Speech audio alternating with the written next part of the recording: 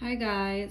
So today I have this video for you all. It's a little bit different, not really based on my contents of my channel, but I must make this video to help anyone out that has experienced the same thing that I have with the PS5, and hopefully you guys find it helpful and I can, save you guys some headaches. So yeah, so this is the PS5. I purchased the PS5, the just the console with the one controller. So the PS5 itself is working perfectly fine, no issues with that. But the controller that came with it gave issues. So I just want to show you guys here really quick. This is the controller that I received from Sony. This is the replacement controller. So the controller that actually came with the console, what ended up happening was I had to contact Sony and ship it back to them. I did first go to the store where I purchased the console, and they told me they cannot do anything about the controller, that I have to contact Sony directly since the controller came with the console as, a bundle. If the controller would have been bought separate, then that's something, maybe different. But since that wasn't the case, I had to contact Sony, which they told me I had to buy my own shipping label. So Sony does not provide you with a shipping label. You have to purchase your own shipping label and to send with signature confirmation. So that turned out to be about, it turned out to be exactly $14 to ship. So that's what I did. So I want to talk to you guys about what exactly happened. So what happened was my controller was not, out of nowhere, it stopped working. It was fully charged. We checked the night before, everything was fine, then turned off. The next day, my son went to use his PS5 and the controller was no longer working. It was not turning on. It was like a dead controller.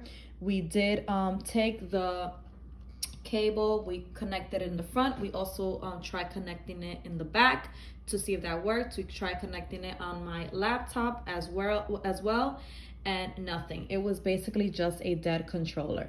Okay, so we tried resetting it, we tried everything, and nothing worked. We even tried resetting it with Sony on the phone, telling me exactly what to do.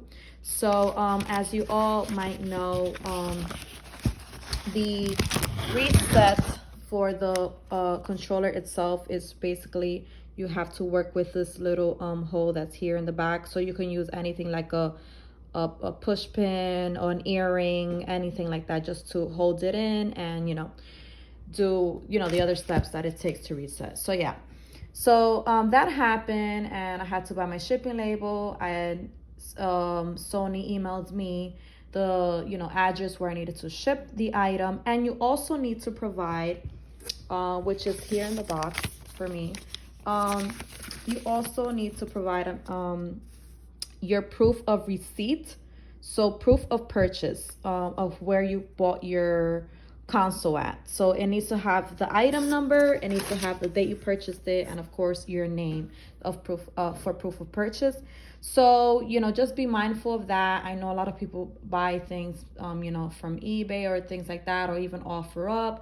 You should try to purchase your console, in case something goes wrong, from a place that you can actually get a receipt from. So yeah, maybe eBay will be okay because you can actually show proof, but like OfferUp, when you meet with someone, there's no really proof of that.